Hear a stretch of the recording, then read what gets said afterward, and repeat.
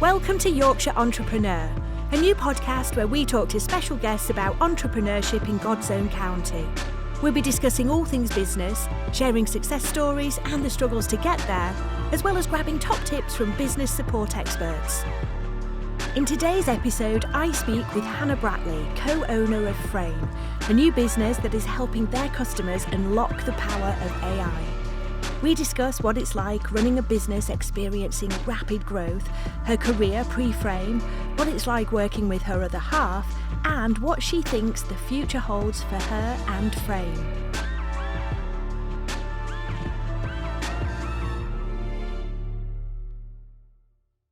Hello and welcome back to the Yorkshire Entrepreneur. I'm really excited for this episode. I'm here with a wonderful guest. It's Hannah Bratley, and she's here to tell us all about her incredible business. It's called Frame, and I want to hear so much about it. Hi Hannah, welcome. Hi. Thank you for having me. I'm excited to hear about everything you've got to say. We've been chatting loads already, haven't we? We have. Yeah, and we met a few weeks ago, didn't we? So I could learn all about your business, and it's had incredible growth, hasn't it? Yes. Over the last few years. Anyway, we're going to come to that. Yeah. But before all of that, I just want to hear a little bit about you and how you got into your business, which is called Frame. Yeah, absolutely. I'll take it back to university. So I studied English language and literature at the University of Sheffield in 2010 to 2013, which really has nothing to do with AI and computer vision and other things that we do at Frame. But upon graduating there, I think it's fair to say I was quite lazy and I didn't get a job relatively quickly. So I ended up working as a cleaner in the local pub. Brilliant.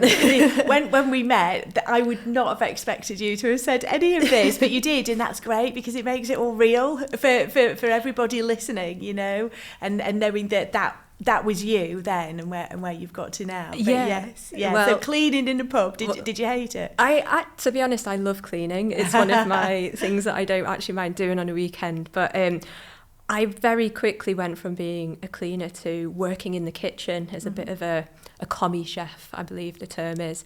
And that taught me a lot, actually, when you have nights, Fridays and Saturdays with 70 plus covers and you are preparing starters, mains, desserts. It's really chaotic and really hectic, but that taught me how to multitask. But eventually I sort of... And you couldn't be lazy. I couldn't be lazy. I could be lazy, like 12-hour shifts, yes. Sort of 6 days a week. It was fun. But I eventually sort of got into my career. So I joined a company that is a big end-to-end retail solutions business. So managing stock right from the warehouse straight into stores. So think about sort of Asda, Morrison's, Tesco's and Sainsbury's. And they had a 4,500 strong workforce of merchandisers that were putting that stock out on shelves and merchandising that. So throughout the 6 years there, I ended up being an account manager for the beers, wines and spirits clients. So worked with some quite big names. Yeah. So that is complete. I mean, you did English at uni. Yeah. And then, so going into that, was it something that you just sort of stumbled across as a job? How did that happen? I kind of just fell into sales and marketing and account management and business development. It wasn't by design. That's just kind of where my path led me, if you like. So I did that for 6 years and I really enjoyed it. I mean, that company was fundamental to my learning. I had quite a few promotions. I took quite a few side steps. I had a lot of opportunity to work across lots of different areas within that business. And I'll forever be thankful for that experience because it taught me a lot. In my last year there, the business selected 4 people out of 4,500 employees to launch a tech arm of that business. I was one of them from a business development perspective. And the other person was Liam Fulton, who is my partner and co-founder. That's how Liam and I met. And then there was 2 other people, the head of operations and like a senior software developer. So to be selected out of 4,500 people, I mean, that's incredible in itself. So that you must have made a real impact in that 6 years that you were there. I hope so. I'd like to think so. Yeah. So that's a complete turnaround from cleaning in a pub and what you say was being lazy at university. Yeah. I still can't believe it. I have a lot of determination, Yes, once given that sort of opportunity, I suppose. Yeah, I think when I'm tasked with something that really excites me, I just really want to fly with it. So the task in this last year, I suppose, was to build out a tech function for the traditional business. Yeah. So this company has merchandisers going into store. So imagine you're looking at the makeup counter in the Rimmel makeup counter in Morrison's. Yeah. And all that stock needs to be merchandised in a very specific way. So you need black mascaras here, brown mascaras there, certain eyeshadows here, certain shades of foundation merchandised in a particular order. Right. So you mean how that's going on the shelf? Yeah, so right, how that goes right, onto I the see, shelf. Yes, yeah. So traditionally that was very much looking at a paper brief and sort of comparing what you could see on the shelf, and that merchandiser would say, well, that one's not in the right place, I'm out of stock of this shade of blusher, if you like, so I need to place an order. Right. What we did is use those digital planograms to train a computer vision model to help a machine to learn how that stock should be merchandised. Right. And then we built an app, if you like, for merchandisers to use on their phones and their tablets. This is incredible, isn't it? Like, for all of us that don't know that much about AI, listening to how this is actually created or even thought about, what something can do. I know you told me about this, didn't you? And then I have since been into a supermarket and seen someone taking photographs of the shelves. Well, I am hoping that is the product that we built, because that would be amazing. And also, I mean, this was Liam Fulton's genius idea. I mean, I was just sales and marketing and helping building it out. But eventually we developed this application, and it basically cut merchandising time down by 50%, because instead of comparing a manual paper brief and sort of reshuffling stock around, you could just take a picture and then the machine would basically say, that's out of stock, that's in the wrong place, you need more of this product, or you need to shuffle these ones around. Yes. So that helped that company become more efficient for their suppliers. Absolutely. Save them money. Save them money, time, yes. The big two. Yeah. So that was a success. And that was a year-long project. That was a year-long project. And I think, I mean, in my mind, the only way it sort of naturally came to an end was because Liam and I then formed a partnership romantically. And Liam being from Wigan and myself from between York and Harrogate, we needed to find somewhere that was a bit more central to those two locations. So we ended up moving in together and moved to Manchester. Well, Liam already lived in Manchester, sorry. So I moved on to become a customer success manager for a coding bootcamp, a very well-known coding bootcamp, working with a lot of tech businesses, helping graduates from that bootcamp find their first job in the software engineering space. Right. Liam moved on to head up all of the data science function at Car Finance 24/7, which was great. So he's a data scientist? Liam is a data scientist, yeah. Right. So he's sort of worked. So what does that mean for all of us out there that are not 100% sure? Oh, I don't know if I have no idea. I'm not 100% sure either. So data scientists, they typically work in businesses unlocking like hidden value within data. So say if you are a logistics business and you deliver stock all over the UK and you schedule routes for your drivers and you think, right, well, I know that this driver will make X amount of stops and will be X percentage efficient. Well, a data scientist would look at all that historical data and train a model to say, actually, a more efficient route would be to go this way. Right. And then you will make X percentage more amount of stops in the same amount of time. Yes. Or you could look at spending data, you could look at banking data, and you could say, based on this person's characteristics, this person might go into debt or use their overdraft more quickly in the month than Y person. So it's about training models and machines to say we can predict predict the behaviour of a human, I guess, in the future. So that's amazing how it's about using all that previous data, isn't it? Yeah. To then create this app or whatever this technology they need to predict something and make it more efficient. Yeah. Amazing. Oh my gosh, how does anyone's brain work like that? I mean, sometimes we can predict the value of, say if you're like an eBay type store and you want to know, so humans have buying behaviours, right? Humans cut back in January because they've just had Christmas and that's really expensive. And sometimes they splurge over Easter because it's like a fun time of year, or the run up to Christmas. So we can look at the buying behaviours of consumers and basically predict and put a price point on a product to best match for that time of year. So data science is just not looking at one thing, it's looking at everything around you and training a model to say, take in all of these different data points and all these different things and give me the best prediction based on what you've learned as a machine. So you're training the model with all of the previous data around that you've got. Incredible. And I find it hard not to talk about it like it's not a human. Like for me it is a bit, but I don't know if Liam would agree with that. But he's techie anyway, isn't it? I mean, you understand all of the tech, but you have a great way of explaining things to people like me. Like to think so. I mean, I think, and that's part of the sales and marketing for it, because that's your role, isn't it? Within that and you have to be able to explain it to to people how this can benefit their business and affect them, and all of the great things that are done in a techie way to almost simplify it for us. Absolutely. And I think as well with data science, it's really important to be able to use analogies and like visuals, because data science isn't a very visual thing. No. And if you're talking to a non-technical audience, they're not going to look at a graph and be like, I get it. You know, you need to be able to. I saw on your website you had a little animation to it, to explain. And that's super helpful. That's of course what we do.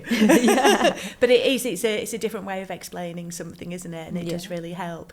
Incredible. So you and Liam are in this romantic relationship in this last year that you were working with that company, and then you've joined forces. You're still doing different jobs, but you knew, didn't you, that eventually you were going to start a business together at some point. Absolutely. So we had the best 12 months doing that project. We loved it so much. We learned a lot, probably made some mistakes, and learned that we learned a lot. Learned successes. I said to you talk about that year as well when you look back with great fond memories, don't you? You were like, oh, it was such an amazing year. It sounds like it. You were, was it 4 of you that were put together? 4 of you, and then you'll always look back at that. And I think the way that you described it to me earlier was a real turning point in your life. Yeah, absolutely. I mean, if I hadn't have been given that opportunity, I wouldn't be running a business now. I think I really owe it to that company that they gave, they picked me and picked Liam, the 2 other guys, and they gave us that opportunity. And I always look back on that company fondly. And, they have actually since been a client of ours, really? It kind of went wonderful. full circle eventually. It was all meant to be. That's how it feels, isn't it? Yeah, I think it, and Liam probably doesn't believe in fate, being a scientist, but for me it did feel like fate even. We ended up buying our first house together and moving to Huddersfield, because that, as the crow flies, was literally halfway between Wigan and York. And on a weekend, this is going to sound really sad, we started to build out ideas in our back bedroom of what could we do, what could we productize, what service could we offer. And I said, I think we just need to start as a consultancy. I said, you've got the skill set. You're clearly very good at what you do, and you've got the buy-in of a lot of people. Yes. So we founded Fulton Industries Limited 3 years ago, pretty much to the day. I think it's the 7th or the 8th of July. And I just started ringing around a few contacts and said, do you want some data science consultancy? Yes. And 2 companies, the 2 early adopters, said, yeah, do you know what, I would. And one of them said, I've been looking for a data scientist for ages. It's like looking for rock and horse shit. Sorry to swear, that's who I am. But I think there are certain skill sets in tech, even though it's such a big sector, but there are some things that some individuals that can do that are very scarce and hard to come by. A big issue with tech is a lot of technical people don't necessarily want to be client-facing, and they don't want to communicate with internal stakeholders within a business. Yeah. Now, one of Liam's strengths is that he's a very good communicator. He can make very complex ideas seem, very easy to understand for a non-technical audience. Yes, that's fantastic as well, and not necessarily a skill you'd expect from a scientist, like you were saying earlier. But so he's great at communicating and explaining. That's it. And then, a lot of technical people, they would just want to take their project and do the do and get their hands into that, and that's absolutely fine. But I think to make a great consultancy, you really do have to be able to communicate with a lot of stakeholders. Yeah. So those 2 clients took us on. We got more and more people on board. Everybody typically started with 1 or 3 months worth of work. I think 95% of the 18 people that we've worked with in the last 3 years have extended.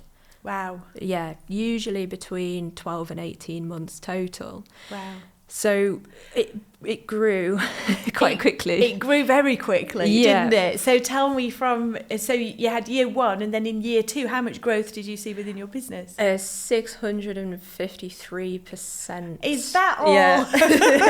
That was great. That's incredible. That's incredible, isn't it? Before we get to that huge growth part, though, so this was all set up, you said, in the back bedroom where you were just coming up with ideas, and then you founded it all. When was that? So that 3 years ago, so is that during COVID? Yeah, so because Liam and I myself more so than Liam, but we were both furloughed, and we just said, look, it's now or never. When are you going to get time to be able to flesh out a business and, get your branding right, get your website built? So we just thought, let's go for it. Utilised that time and really, really went for it. I'm not going to lie, we did have a week or 2 of eating and drinking galore. Woo, no work. And it was that really hot summer. I don't know if you can remember, it was so hot. Yeah. So I managed to build up my tan, and then I said, right, now it's crunch time. We've got to get this, going. Yeah, fantastic. So we did that. And so you had that first year, and it ran, was it the whole of the first year where it was just as the consultancy? So because we started in July, so it was the first 6 months. Yes. And then we did run a whole business year, if you like, year 1 as a consultancy, and then we started to think about product. So talk me through this. This is like another strand to the business, really, isn't it? Yeah. So there's three units to the business. So there's the consultancy, there's the product, which is Better Images, and then there's the AI for All, which is where we bridge the digital skills gap with universities, colleges, and other businesses. The product, Better Images, started with a conversation with Halfords, so mountain bikes and things like that. And they were asking us about their data, and this might be a little vague because it wasn't actually me that was involved in this conversation with Liam. And were they already a client then? No, just an old point of contact on Liam's side. So we started looking at their product images, and they had these £2,000 e-bicycles on their website that weren't selling. Right. So the idea was to kind of look into why certain products sell well and why certain products don't.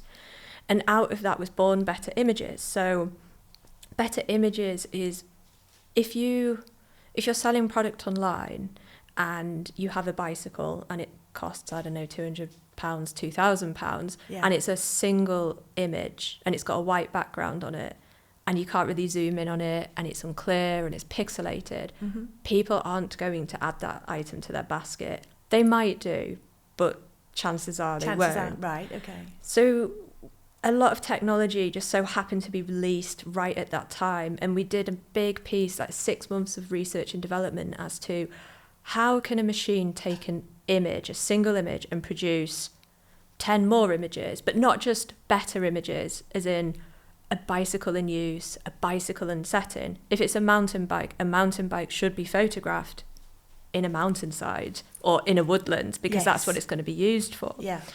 So eventually, after many experiments and many training phases, we we're able to extract single images and put them through the algorithm and produce several more images. Yes. So the first thing is crisping up the resolution, so increasing the dots per image and the pixels. The second thing is just making sure the overall contrast and the vibrancy of the colours and the palettes is increased as well. The third thing is putting that product in use or in setting. So the mountain bike in the mountains, the mountain bike being sort of ridden by somebody. Yeah. And then the other thing we do is a lot of businesses fall into the trap of naming product images, mountain bike 1, 2, 3, 4, XYZ. Yes. And then that's the file name that they upload onto their website. Now, when you're searching for a specific mountain bike on Google, that mountain bike will not appear at the top of the search unless you specifically put mountain bike 1, 2, 3, 4, XYZ. Yes.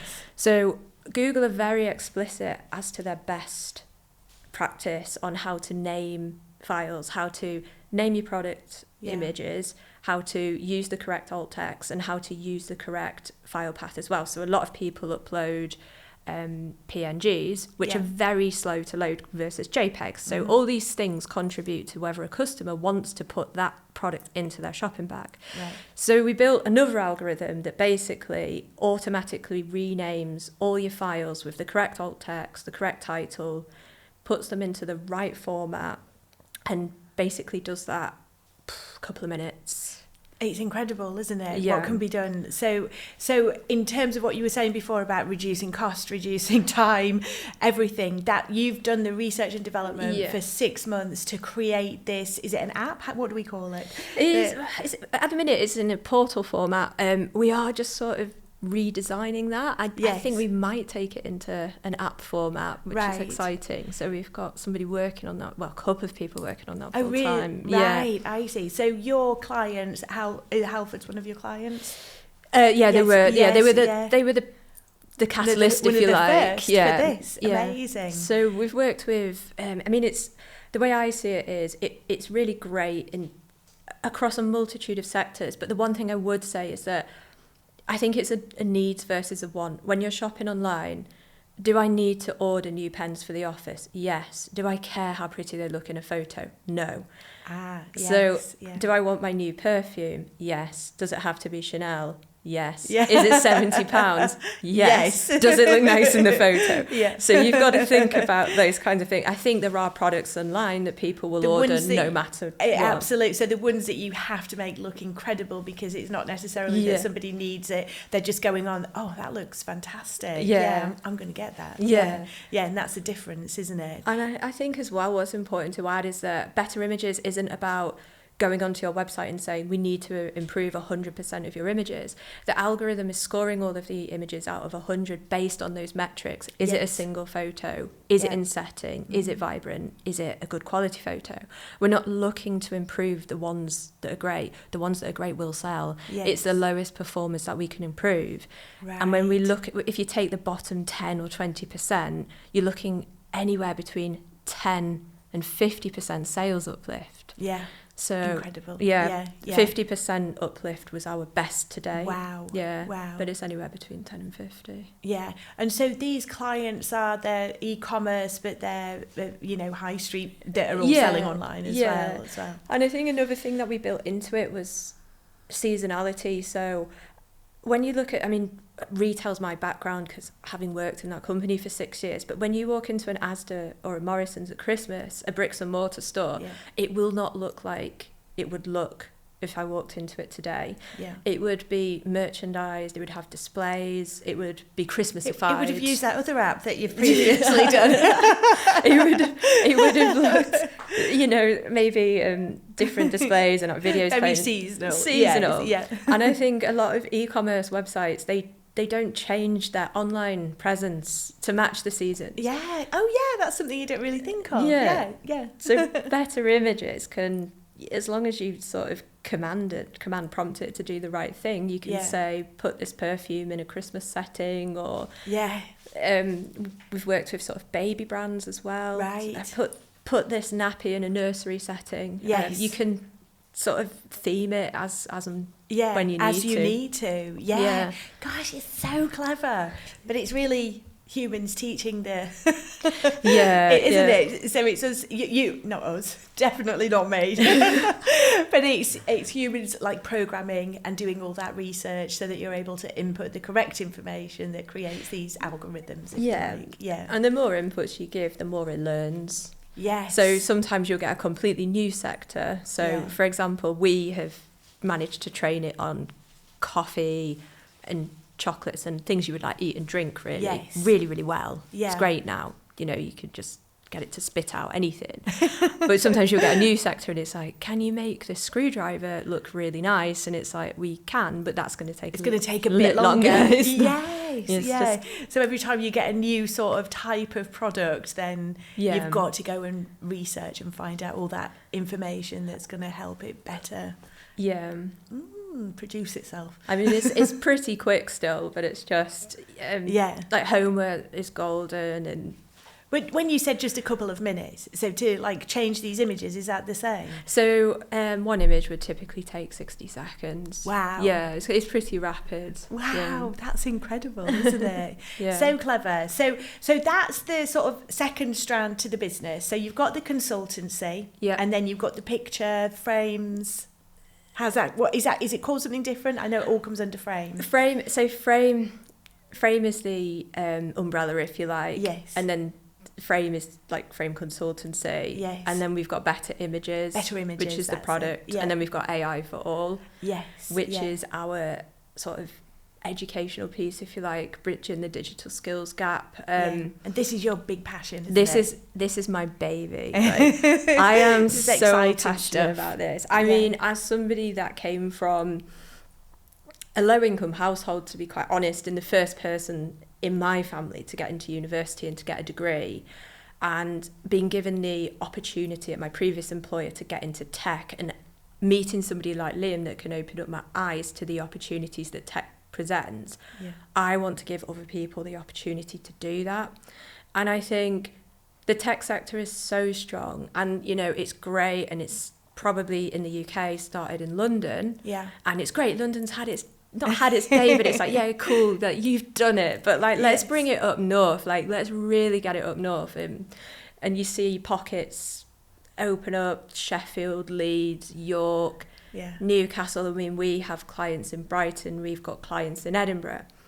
But I think since moving to the West Yorkshire Combined Authority and sort of doing a lot of stuff with that body of people and looking at what the Mayor, Tracy Brabin, is standing for, and bridging that digital skills gap and giving young people the opportunities to have a career in digital and tech, that's just something that I am keen to push across colleges, universities, schools, and businesses as well. I mean, tech can help you to be more efficient in your job at the same time.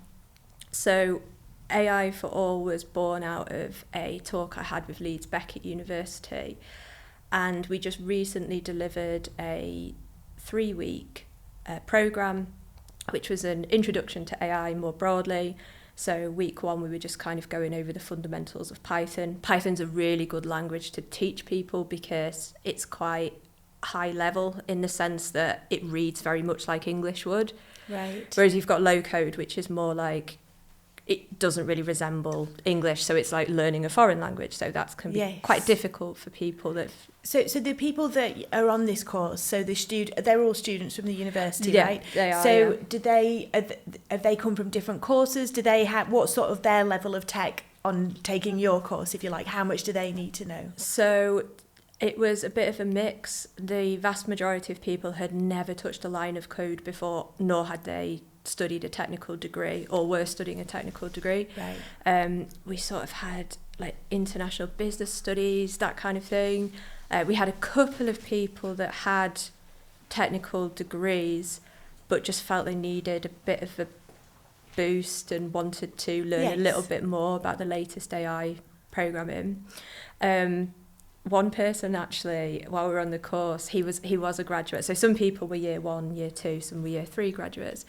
And one person on the course actually got a job offer halfway through the course, and he said, if it wasn't for your programme, I wouldn't have secured this job, because the tech test that this employer sent had things questions that we taught on the curriculum that they'd already learned. I mean, that's a brilliant testimonial in itself, isn't it? You need to get that on video. Yeah, I know. We can help with that. Well, I guess it's definitely food for thought. That's incredible, isn't it? Yeah. They've already said that. So this is the first course that you've done. It's 3 weeks long. Yeah. They're all students at Beckett's, but they've come from different courses, not necessarily a techie background at all. Yeah. And then that's helping them to progress. Yeah, and I think it's about, the course isn't to say at the end of it you're going to become a data scientist or a software engineer or a software developer.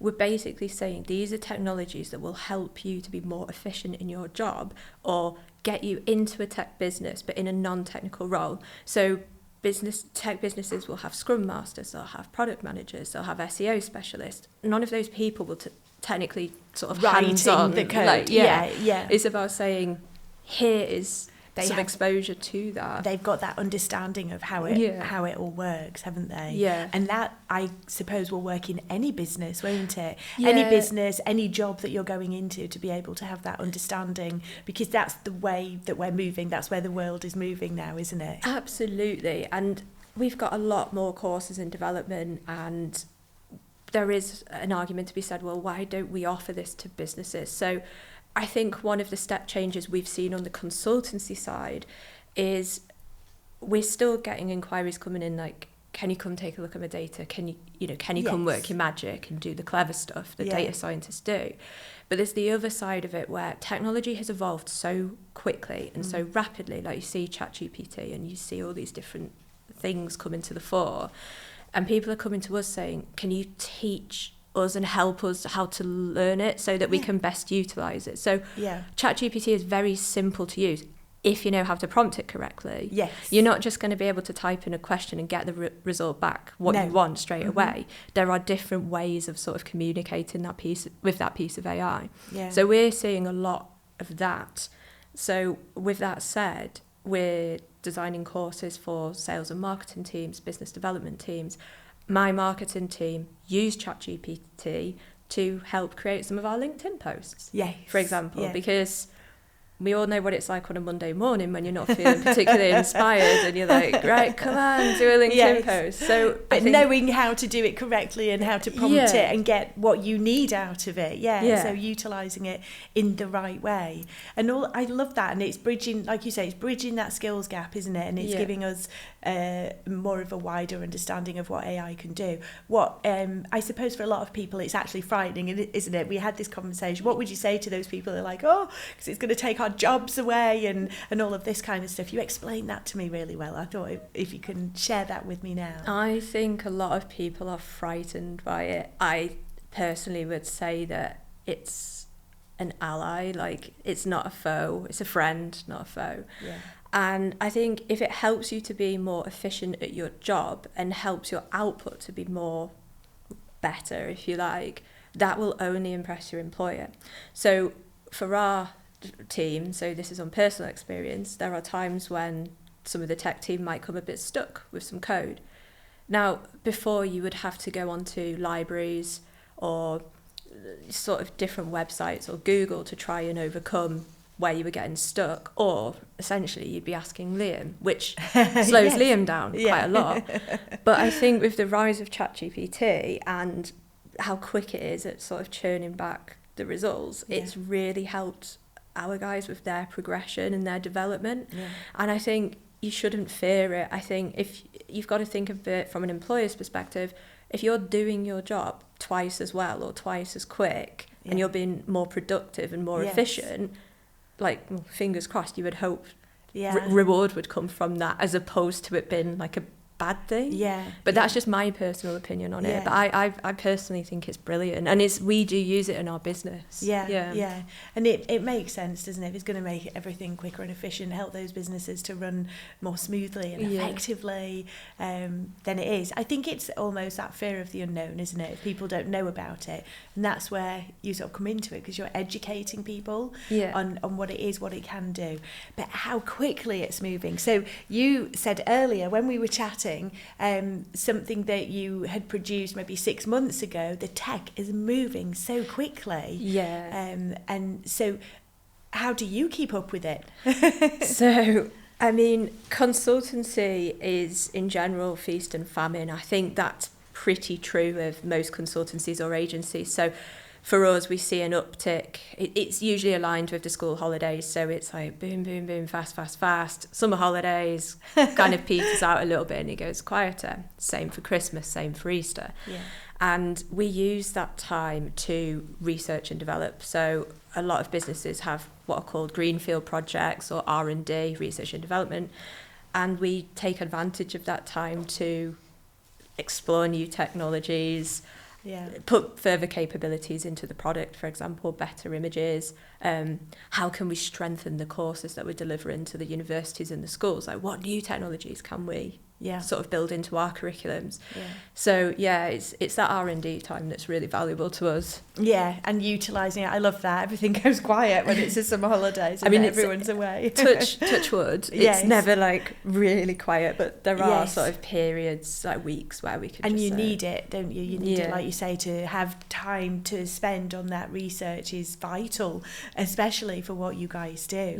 Incredible business, incredible growth. So we sort of briefly mentioned it, didn't we? But you built the business during COVID, and then you had that first year, and then in the second year, 650% growth. That was great. Which is completely bonkers and amazing. So you must have had to. How do you manage that? How do you cope with that really fast growth? So again, going back to the feast and famine thing, consultancy is interesting, whereby sometimes you can land a really big project. I mean, there was one in just at the start of year 2, I believe. It was a big 6-figure contract, and we suddenly needed to grow the team. And because it was just Liam and I to start with. And we kind of, when we need somebody, it's like we needed that person last week or last month. But we work with a lot of the local universities, the apprenticeship providers, and we do work with a couple of trusted recruitment partners. And we just sort of leverage our network to get the right people into our team. Is it hard to find people for what you do then? Like that sort of techie experience, that must be really hard. I think the two barriers that we face, which probably isn't the case for like bigger regions like Manchester and Leeds, is our location. So we are Huddersfield based in a sort of small town. And then the other thing is startup life is hard. Like, you will know this. Like, you have to wear many hats, and I think that really suits some people. Like, personally, it really suits Liam and I. I need to be like a little frog jumping around all over the business. Like, that's what keeps me passionate, and that's what keeps my energy levels high. Everything that's going on. And it's like just trying to be quite upfront and transparent with people to say, if you're joining the business, like your day-to-day, your week-to-week might change. But having said that, I think there's a famous quote by Reid Hoffman, who's the founder of LinkedIn, said, your first 10 hires are the most integral to the overall success of your business. And the 2 apprentices, which were our first 2 hires, are still with us today. They've passed their apprenticeships, they've both been promoted. They both work on like really key areas of the business. So ironically, both called Liam. So we've got 3 Liams in the business. How funny. 3 Liams.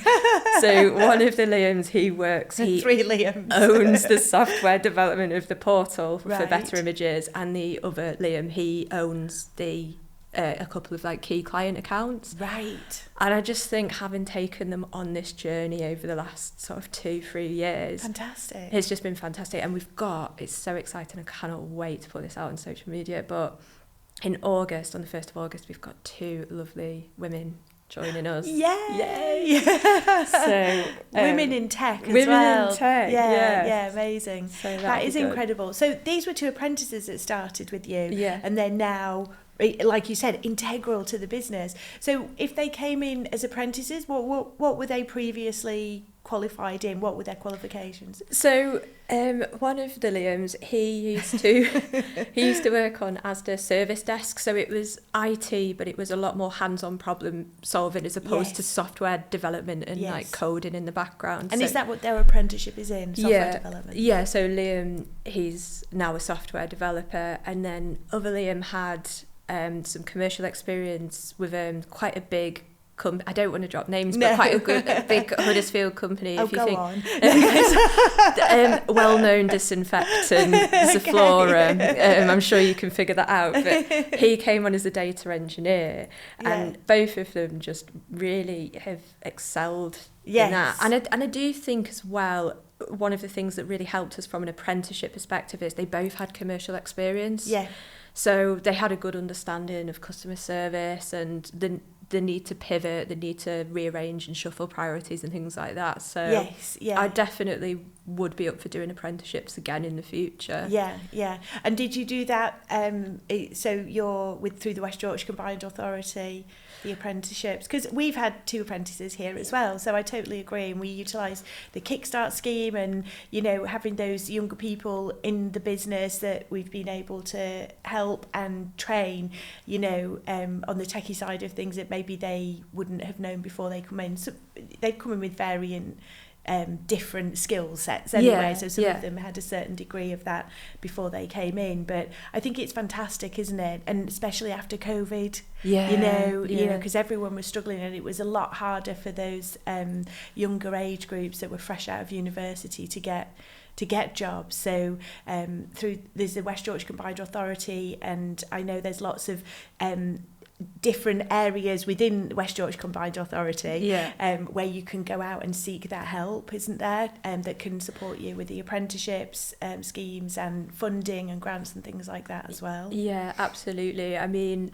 West Yorkshire Combined Authority, so my 2 points of contact, Sam and James, have worked with us from day one, really, and really opened up my eyes. As sort of business support, amazing. And our 2 marketing interns, I mean, they always laugh. They said, just 3 months. She said it was only meant to be a 3-month internship, and they've both been here over a year now. Oh, brilliant. But that was through the West Yorkshire Combined Authority, and Sam sort of connected me with local universities. Yes. And the 2 new hires, again, through knowing the universities. Yes.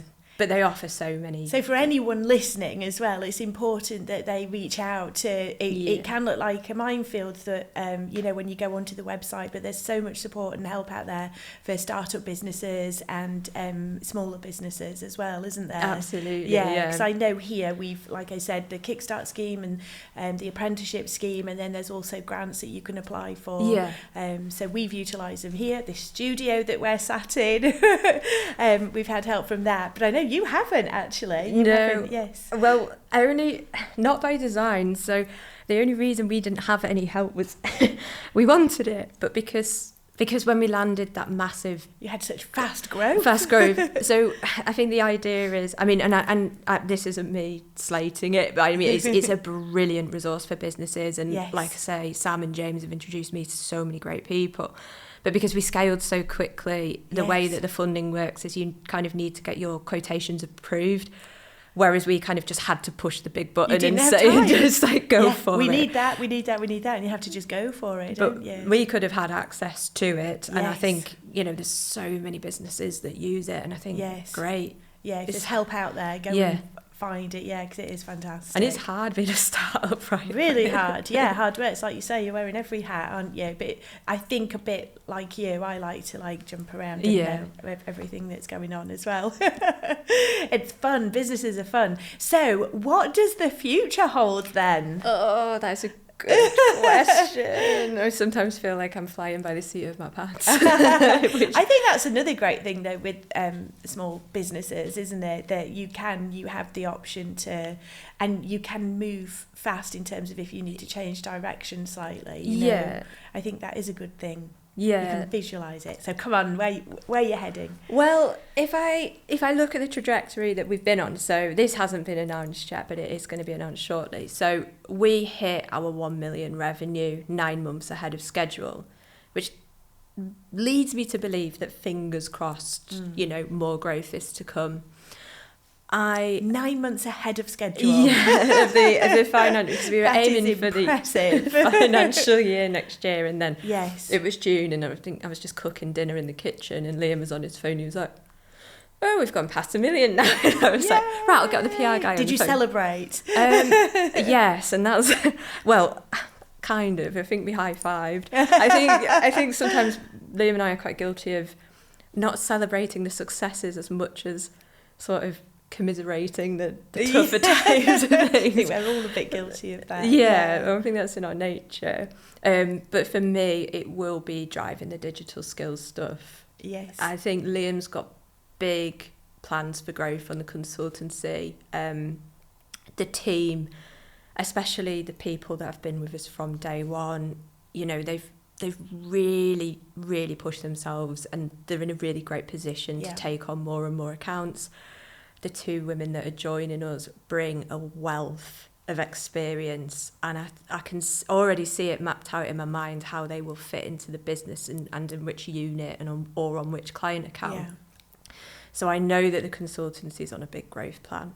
And then for me, it's just going to get the word out for all the universities and the colleges. And I'm also going to be volunteering for another West Yorkshire Combined Authority initiative. So it's called SEND, Special Educational Needs and Disabilities. So I'm going to be working with a lot of local schools to sort of help educate, CV writing best practice, how, you know, mock interviews, sort of educate about AI, you know, basic chat GPT, that kind of thing. Yeah, amazing. So, and that's you're volunteering some of your time for that. Yeah. So I'm excited for that. I think it's good to give back. Yeah, definitely. And I can see that that's your real passion. That's one of the things that I noticed or remembered about you when we first chatted, was that that's something you're really passionate about, and saying, you know, your background and where you came from, and now that you can go in and educate other people and give back. That's so important and inspirational as well. And your whole story is really, it's absolutely incredible. I wish you all the luck. Thank you. With your business and where you go next, and we'll definitely keep in touch anyway, won't we? We will. But I'm not going to let you go just yet, because we have some quick fire questions. I haven't got my list, so I'm just hoping that I remember them all. If not, maybe someone from over there can shout them to me if you remember. So the first one, which I guess doesn't I'm not saying it doesn't apply, but you're doing exactly what you want to be, and you feel like it's fate that got you here. But if you weren't doing this and you could do anything else in the world, what would it be? Full-time miniature dachshund breeder. I love these questions. I'm just gonna go a bit out there and renegade. No, Liam and I have two wonderful little boys, Claude and Otto. They're my life, and I love miniature dachshunds, and I really want another one, but Liam's put his foot down and said no. Really? But, I think, or like a dachshund rescue or something like that. Oh, amazing. Yeah. Our daughter, so we have an 11-year-old who's just obsessed with dogs. Loves dogs. We have a pug, and she's desperate for an Australian Shepherd, but she'd love to go out and volunteer, you know, at a dog kennel, not a kennels, but, you know, where rescue. Rescue. She'd absolutely love that. But miniature dachshunds, oh, that's so cute. Yeah, incredibly cute. They're just very loud. Are they really? Oh my goodness, their barks it goes right through. If I'm working, because I work in the kitchen, and if they see a pigeon outside of the window, or one of the many, what are they called? Not jackdaws, magpies. Oh yes. And then you'll just be working, you'll be like deep in thought, and they'll go. You wouldn't imagine them to be really loud, would you? That's hilarious. No, makes you jump out of your skin. Okay, so that's what you would be if you couldn't do what you're doing. Brilliant.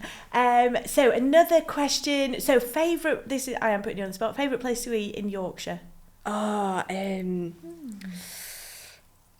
I love going out for food. We do. So this is hard to pick. That's why we wanted. This is our way of getting all the best restaurants. If you were ever going over to like Elsack near Skipton, the Angel at Hetton has a lovely tasting menu. Really, but it's a treat one. Yes. For a special occasion. I actually love the scampi and chips at the Beaumont Arms in Neverton. Nice. It's just pub food, and you know, it's scampi and chips is one of my favourites. Consistent. Okay, have you written that one down? Nikki's nodding. He loves this food as well. I know what my last question is. Have we got any questions that I'm missing? Favourite place for a day trip? Favourite place for a day trip out in Yorkshire? So growing up, I used to go away to the East Coast quite a lot, like every year. So we'd go like Whitby, Filey, Scarborough, Hunmanby Beach, Staithes, Robin Hood's Bay.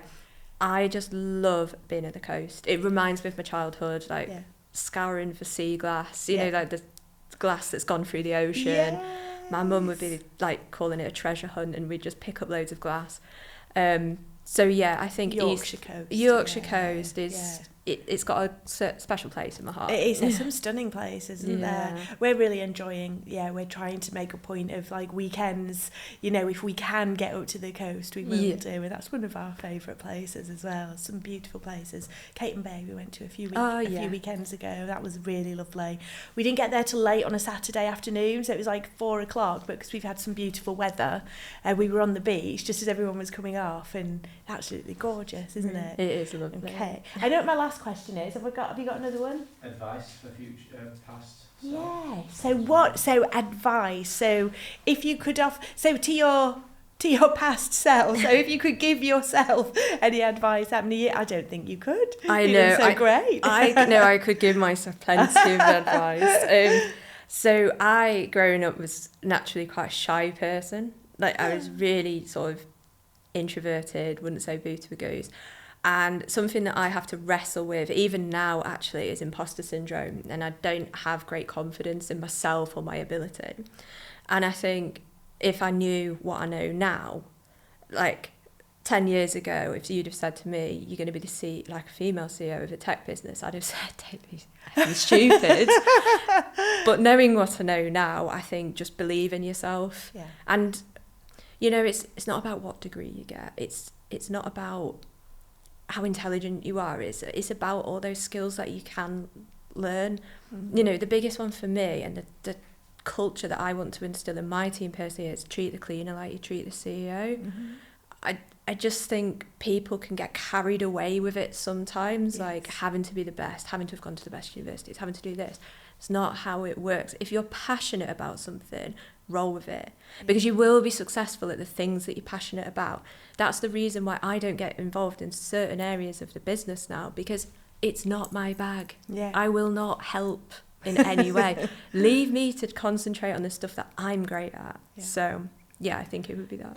That is incredible advice. Anything is possible, isn't it? I know I'm always saying that to our children, you know, if you believe in it and it's something that you're genuinely passionate about, yes, you have to work hard. Yes, you have to put in the effort, but you can literally do anything. Don't let those sort of insecurities or, like you said, imposter syndrome hold you back. It's a hard thing, isn't it? It is. You know, it's great advice, but it's really, really hard. It's taken a lot of books and learning and encouragement from friends and family, and like a lot from Liam as well. But I think it got to a point where I was like, I can do this. You know, it just clicked. Yeah, you've done incredibly well. It really is inspirational. So last question, because we are video production. What's your all-time favourite movie? This is a good one. I actually really, really like the production of Romeo and Juliet with Leonardo DiCaprio in it. I just think it's done very well cinematically. Mm-hmm.